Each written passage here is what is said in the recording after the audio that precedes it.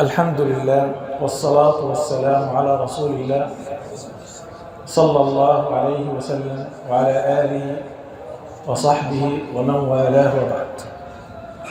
فمن الأمراض الخطيرة مرض الكبر، والكبر أنواع.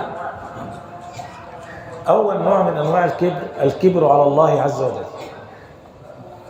هو قارون تكبر بإيه؟ بماله على الله. قالوا له كده: وابتغي فيما آتاك الله الدار الآخرة ولا تنس نصيبك من الدنيا وأحسن كما أحسن الله إليك ولا تبغي الفساد في الأرض إن الله لا يحب المفسدين. قال: إنما أوتيته على علم عندي. بيذكروه بالله عز وجل إن المال اللي معاك ده ربنا اداهولك نعمة، استخدم نعمة ربنا في طاعته. قال لهم: لا، ده أنا لولا إن أنا استاهل المال ده ما كانش ربنا اداهولي. فطبعا القرآن يقول: فخرج على قومه في زينته. نتيجة كثرة المال بيتباهى بيه، زي ما في زماننا كده واحد يزف 20 جرار عزال العروسة، ما هو معاه، لو معهوش هيزفه؟ لا والله ما هيزف.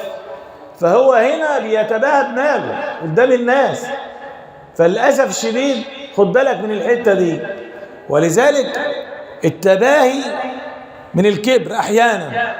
يبقى قارون تكبر بالمال بتاعه، فرعون اتكبر بسلطته واستكبر هو وجنوده في الأرض بغير الحق. شوف فرعون قال ايه بقى؟ قال: ما علمت لكم من إله غيري. وقال حاجة كمان: أنا ربكم الأعلى. يا سبحان الله، ادعى الألوهية وادعى الربوبية. شوف سيدنا عبد الله بن عباس يقول لك ايه: ما بينهما 40 سنة. ما قال كده: ما علمت لكم من إله غيري لغاية أنا ربكم الأعلى 40 سنة. ولذلك ربنا سبحانه وتعالى جعله آية للعالمين. ليه؟ بني إسرائيل كانوا بيعتقدوا أن فرعون إله. لما ربنا سبحانه وتعالى أغرقه قالوا إيه؟ قالوا: لا، ده هو ما ماتش، فرعون لسه عايش وحتى في المية عايش. فربنا قال في القرآن الكريم إيه؟ فاليوم ننجيك ببدنك لتكون لمن خلفك آية. البحر لفظوا على الايه؟ على البر، عشان يشوفوا ان اهو ده مش اله، مات. وبالرغم من كده عبدوا العجل، مفيش فايده. سبحان الله. يبقى رسل الله عز وجل برضه اقوامهم بيستكبروا عليهم. شوف سيدنا نوح عليه السلام، في ناس كده تستكبر على الرسل. قال: رب إني دعوت قومي ليلا ونهارا فلم يزدهم دعائي إلا فرارا وإني كلما دعوتهم جعلوا أصابعهم في آذانهم واستغشوا ثيابهم وأصروا واستكبروا استكبارا.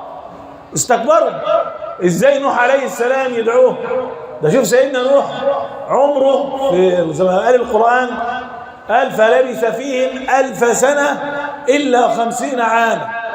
وبالرغم كده وما آمن معه إلا قليل. استكبروا. إزاي نوح عليه السلام يبقى رسول؟ إزاي نؤمن لبشر زينا كده؟ لا لا لا لا.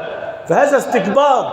لما استكبروا على رسل الله عز وجل فتحنا عليهم أبواب السماء بماء منهمر وفجرنا الأرض عيونا فالتقى الماء على أمر قد قدر. ربنا أغرق الكرة الأرضية بسبب إيه؟ استكبارهم على مين؟ على سيدنا نوح عليه السلام.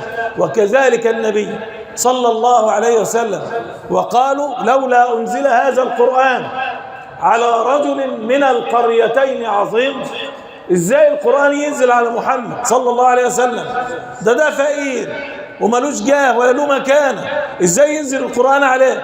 لن نؤمن له أبدا. استكبارا على رسول الله صلى الله عليه وسلم. ولذلك الإنسان ياخد باله لما أنت تعرض عن شرع ربك يبقى أنت استكبرت عليه. وللحديث بقية. وصلى اللهم على نبينا محمد وعلى آله وصحبه وسلم.